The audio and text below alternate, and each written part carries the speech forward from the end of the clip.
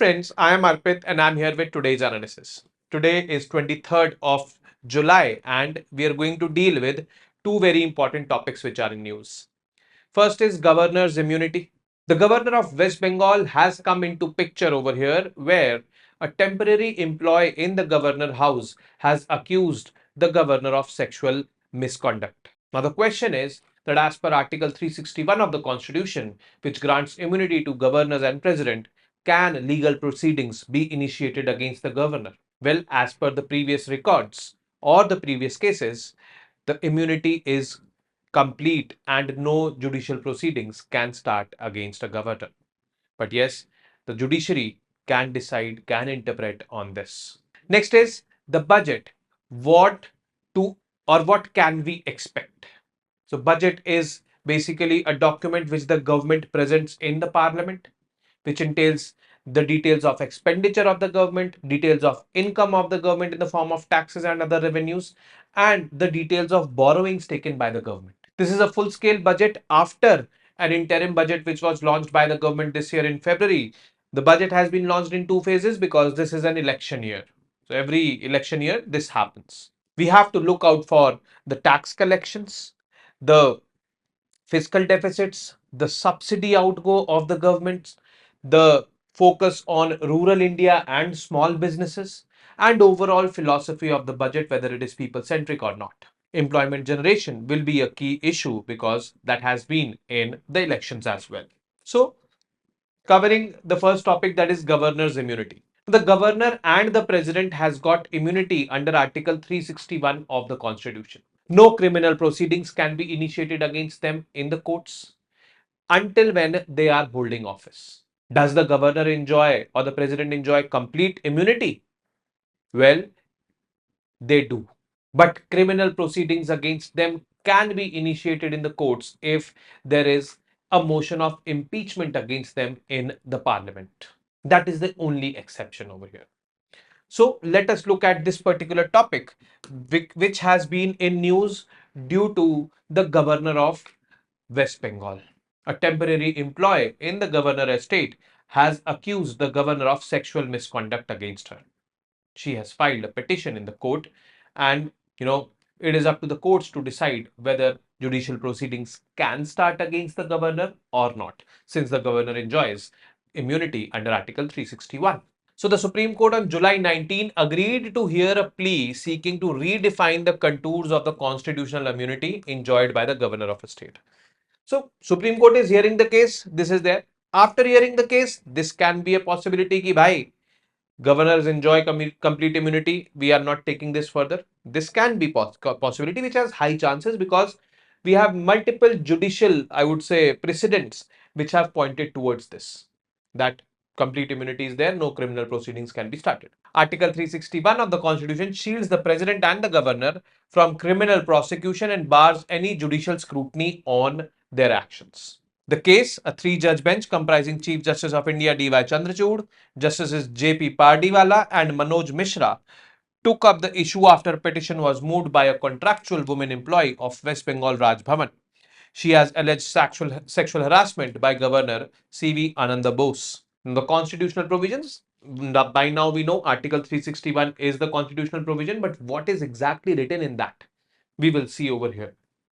Now, this Article 361 states that the president or the governor of a state shall not be answerable to any court, for the exercise and performance of the powers and duties of his office, or for any act done or purporting to be done by him in the exercise and performance of those powers and duties.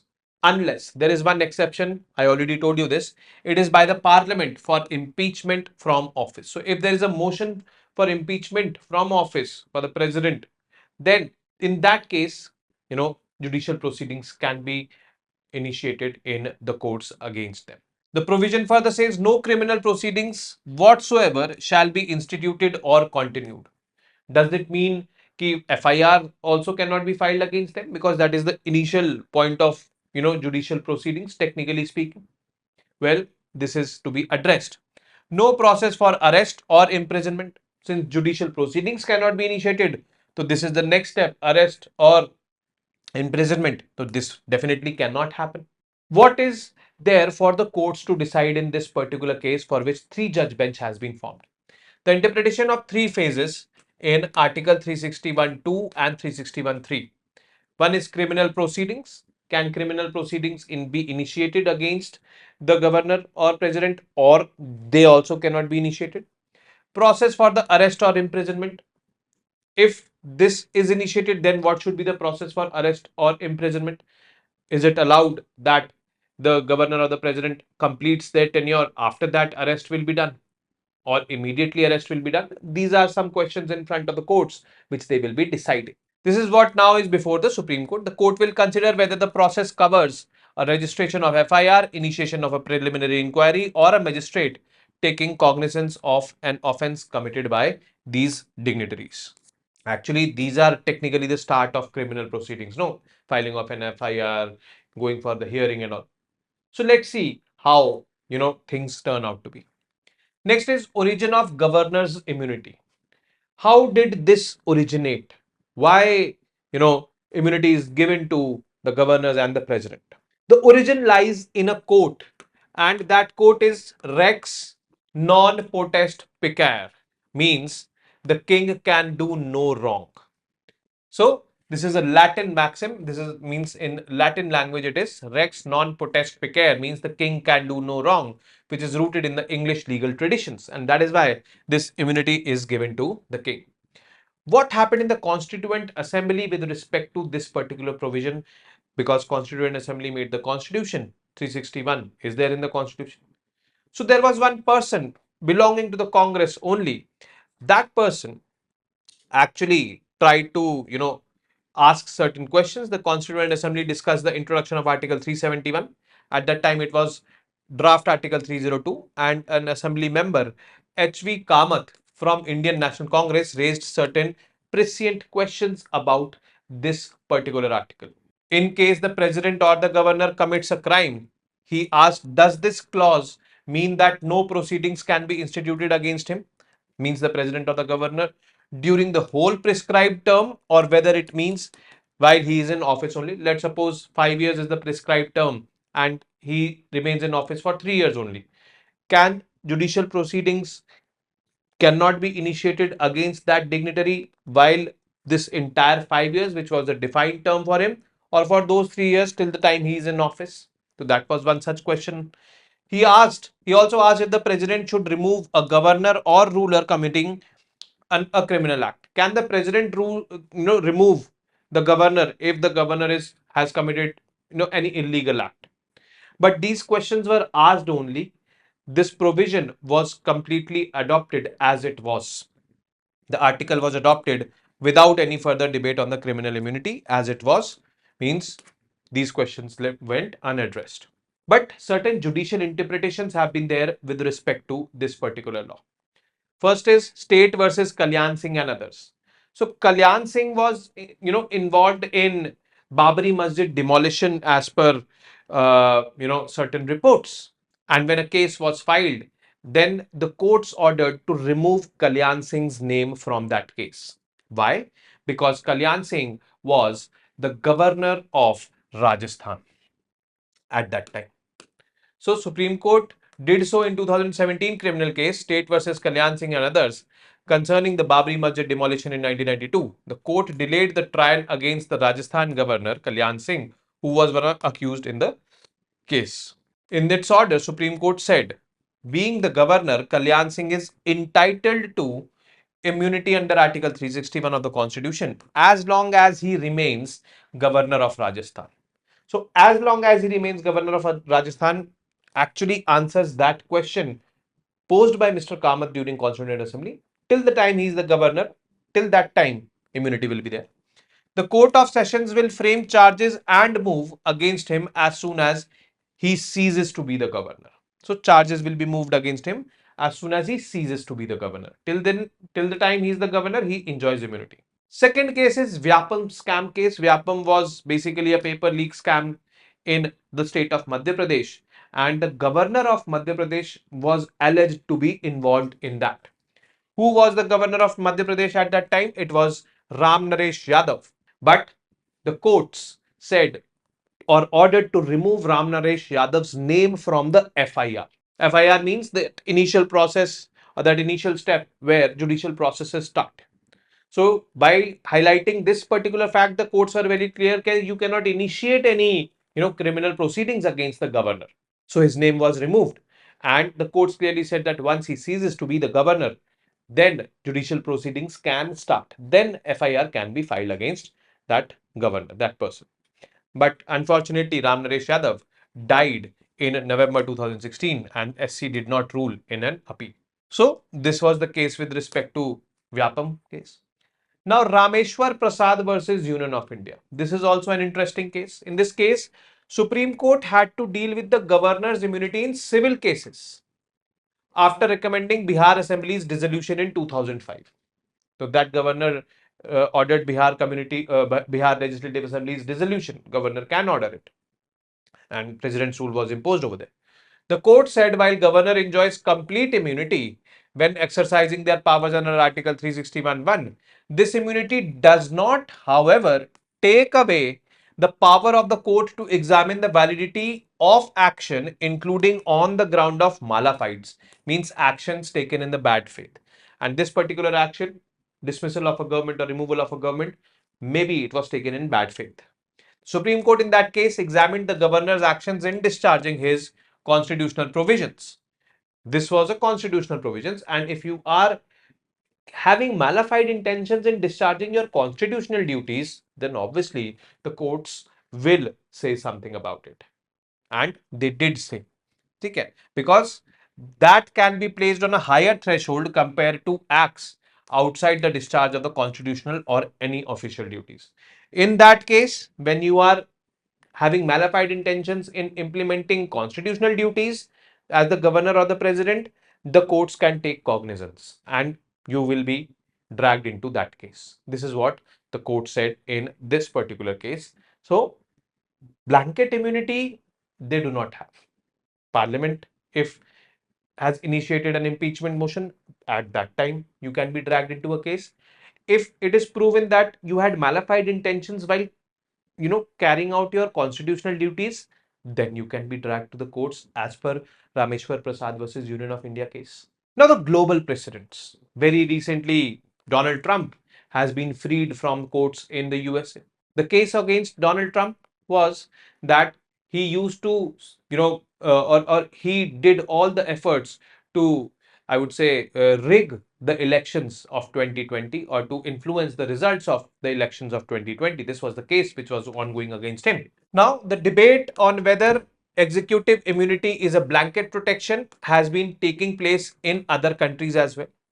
The US Supreme Court on July 1 decided that former President Donald Trump or any former US president is entitled to absolute immunity from criminal prosecution for official acts but not unofficial or personal acts. So if any unofficial or personal acts were done and those acts were wrong or those acts were a criminal offense, then immunity does not stay. This came as a huge relief for Trump, who faces a criminal case for allegedly attempting to subvert the 2020 presidential election results. This was basically in his official capacity, nothing personal over here, as per the interpretations of the court, and hence he was freed because here he enjoyed immunity. But yes, this learning we can take from US, a judicial precedent can be this also, that if any unofficial or personal acts are done by the governor or the president and those acts are unlawful, then immunity should not be there. So distinction should be made between personal acts and acts or professional acts. Now, the budget. Budget is basically a very important document which impacts one and everyone. But mostly people are limited to seeing the changes in the tax slab. People are limited to seeing what became expensive, what became, I would say, cheaper. But it is more than that. It impacts us. Actually, it is our money, the taxpayers' money, which the government is accounting. Budget is basically a clearer picture of all the revenues or income of the government in the form of taxes and non-taxes. Second, it is a picture of expenditure where the government has spent how much money in the previous years. And third, a clearer picture about the borrowings of the government are also reflected in the budget. The government tells about all these three things, that is income, expenditure and borrowings, to the parliament, and from that we come to know.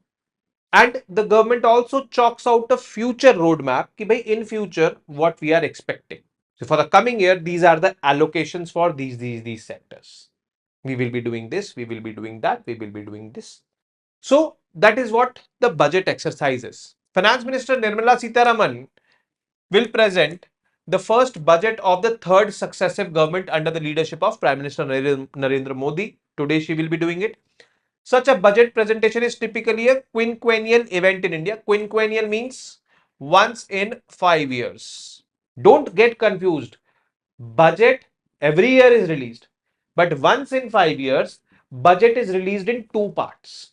First part, the interim budget released in February, that was released on 1st of February by the outgoing government. Second, now the full scale budget by the newly elected government. This is what, you know, uh, it is like. Every election year, once in 5 years it happens, you will see budget coming out in two phases. Once every 5 years, the union budget is presented twice, first as an interim budget in February by the outgoing government and then as a full budget by the newly formed government. Sitaraman has presented an interim budget for the current financial year on February 1. Now is the full scale budget which is going to be presented today. What is budget? An exercise where the government tells the parliament and through the parliament the whole country about the health of its finances. It talks about income of the government, expenditure of the government and the borrowings of the government. Obviously, when the income is less than the expenditure, then that gap has to be filled by the borrowings.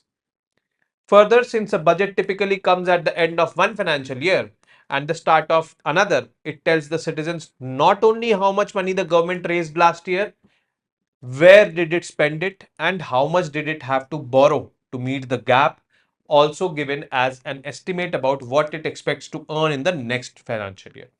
So, earnings, expenditures, gap, borrowings, and the future prediction for the next year, what it plans to do. So, all these things are there entailed in the budget.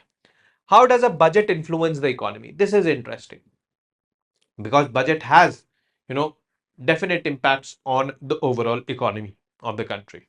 So apart from not overburdening the people with increasing levels of borrowings and debt, government can use the budget to influence the behavior of Indian citizens and businesses in two broad ways.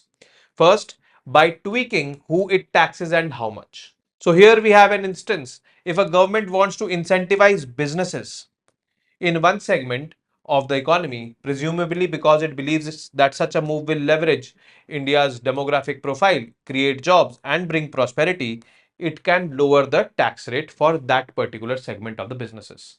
Lowering of the tax rate for the businesses means more money with the businesses. More money with the businesses means more investment. More investment can lead to more economic activity, which in turn can lead to more taxes. So, lowering the taxes does not always mean that the government's tax income will reduce. Maybe that lowering of the taxes by the government can spur more economic activity because that is ultimately the objective why the government is lowering the tax rates. Ki bhai, you have more money in your hands, you invest money, you generate more jobs, more people will be coming, you generate more economic activity. Ultimately, taxes will come to us from that increased economic activity. So this is where how it can, impact the economy. Second is by tweaking where a government spends and how much. So by doing these changes, you know, impacts on the economies can be there. So here we have, see budgets, what happens is it gives us a picture of what the government has earned, what the government has spent, how much the government is going to borrow, and the forecast for the next year. But at times, certain decisions are taken in the budget which are long-term decisions and which clearly highlight the intentions of the government. Like the budget is only not for a year, but budgets at the start of a new government's term, as it is the case this time, can often signal a broader shift in how the government wants to spend its money over the years. So when the Modi government came in 2019, such a decision was taken by them.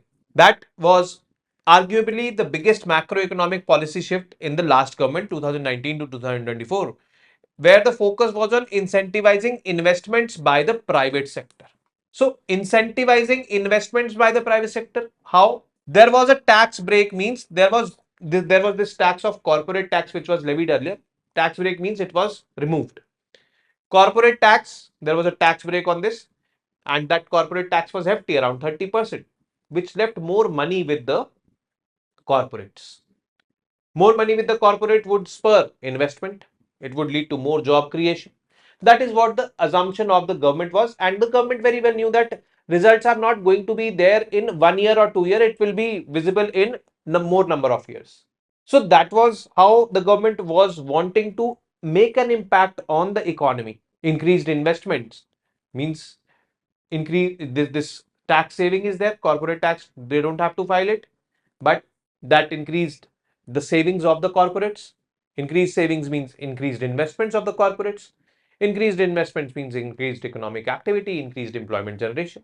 This is what the assumption of the government was. But unfortunately, this strategy met with a muted response. As of now, the investments by the corporates is not so much visible. And on the other hand, the government went on to invest so much on infrastructure creation and all, so that these, corporates, big companies, they will be, when they will be investing to, they will be having good infrastructure to deal with. So what to look out for in this particular budget? Tax revenues. Government's tax revenues have been becoming progressively more responsive to increases in total GDP. More responsive to increases in total GDP, we can understand this through a term named as tax buoyancy. What is tax buoyancy? For understanding tax buoyancy, we should understand the meaning of the word buoyant. So, we all obviously read it in science that the buoyant force actually keeps the ships floating. Ships remain above the water. Okay, that is what buoyancy is, and that is what buoyant force does. This force is buoyant force, which is exerted towards the ship, towards top, towards upwards, and which keeps the ship floating. Now, what is tax buoyancy? There is always increase in GDP.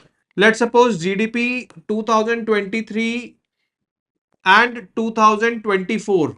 The increase is of 6% in GDP.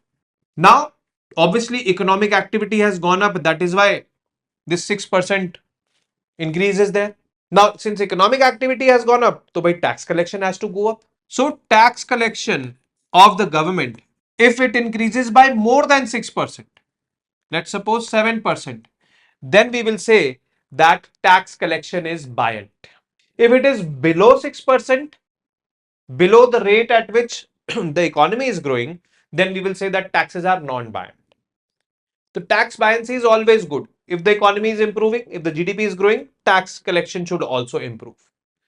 And if the tax collection is growing more than the rate of growth of economy, then we call that situation as tax buoyancy, or taxes are buoyant.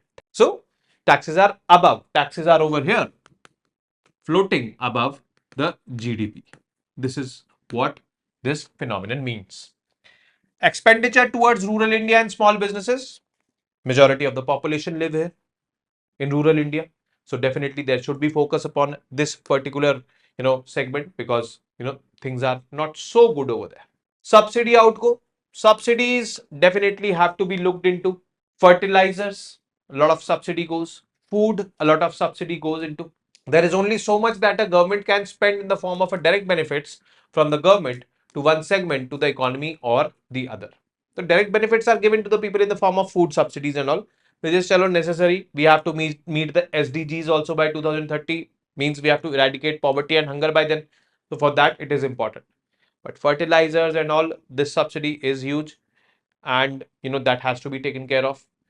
And other farm subsidies are also there, like PM Kisan Samman Nidhi and all. So that has to be sustainable. Fiscal deficit is, in simple terms, the deficit or difference between the income of the government and the expenditure of the government. That has to be taken care of. And unfortunately, this has been the target set by the government, you know, governments previously under the FRBM Act, that is Fiscal Responsibility and Budgetary Management Act. But our fiscal deficit has remained always high beyond this limit. COVID was there. After that, the Russia-Ukraine war was there, which had a lot of expenditures for the government. Then overall philosophy of the budget, whether it is pro people, anti people, pro middle class, anti middle class, pro upper class, anti middle class, all these are the philosophies of budget. So we should also look for a good philosophy of the budget, that it should be the budget of the masses. We will be dealing with this budget in detail in the days to come. Let it get released first. Now, MCQs. Which of the following dignitaries have immunities under Article 361? Governor of a state, president, foreign diplomats. You have to answer the correct combination out of these. Consider the following statements and mark the correct one. No criminal proceedings whatsoever shall be instituted or continued against governor in office. A governor cannot be arrested for any crime committed during his tenure as governor. Only one, only two. Both one and two, neither one nor two. Third is, the Vyapam scam is related to which state of India? Uttar Pradesh, Rajasthan, Madhya Pradesh, Maharashtra. Very simple question. I hope to get correct answers for this. Consider the following statements and mark the correct one. The union budget is presented only once in a year, always. The union budget entails provisions with respect to subsidies borne by the government. Carefully answer this question. And the last question is, if the government reduces, completely absolves taxes on businesses, it can lead to which of the following?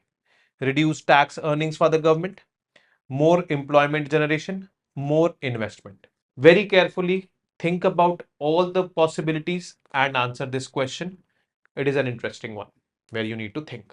Now, discussions about the MCQs of yesterday. Which day is observed as the National Flag Day and why? 22 July, because India's first ever flag was adopted in 1906 on this date by INC. No, statement is correct that first ever flag of India was adopted in 1906, but it was not 22nd July. 22nd July, because a motion was moved in the Constituent Assembly in 1947. This is the correct answer to this particular question. So we are sorted with this and it was pretty easy. Second, consider the following statements and mark the correct one. This is the one I was looking towards. The dimensions in the flag has to be in the ratio of 3:2, bracket mein length is to width. This statement is correct. In our notes, the ratio was 2:3 and 2 was the width, that is this, and 3 was the length, that is this. So if you see 3:2, length is to width, so this statement is correct. This has to be in this ratio of 3:2. The colors in the flag represent peaceful coexistence between various communal groups in India. This statement is wrong. It has nothing to do with, communal, I would say, coexistence.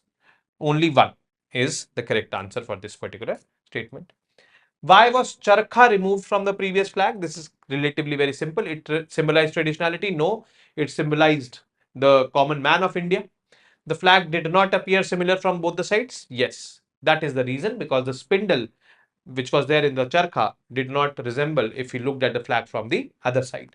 So this is the correct answer for this particular question. Fourth, which of the following is our principal organs of the United Nations? You might feel that this question is out of the context or is out of the content which I shared yesterday. Yes, it is definitely out of the content, but yes, it is one such basic thing which every civil service aspirant should know. WHO, no, it is not a principal organ, it is a specialized agency. IMF is also a specialized agency. UN ECOSOC, that is Economic and Social Council, is a principal organ. United Nations General Assembly is a principal organ. ICC, International Criminal Court, is not a principal organ nor a specialized agency under United Nations. So this is not there. So the correct option is only 3 and 4. This is the correct option, C. And last question, consider the following statements and mark the correct one. First, a territory is considered occupied when it is actually placed under the authority of the hostile army for at least 90 days. No, there is no temporal limits, means no time limits. So this statement is wrong. There are no humanitarian obligations on the occupying territory. No, this statement is also wrong. There are humanitarian obligations, like you have to supply them with food, medical aid and all, whatever needed. So D is the correct answer for this particular question. Now with this, we've come to an end of today's session. I will see you tomorrow now with more such informative news pieces. Probably we'll be discussing economic survey and budget only, because these two are very important. Till then, you guys very well know what to do. Keep studying, keep reading, keep writing, keep watching the videos, keep attending the questions, and most importantly, keep revising. Namaste. Jai Hind.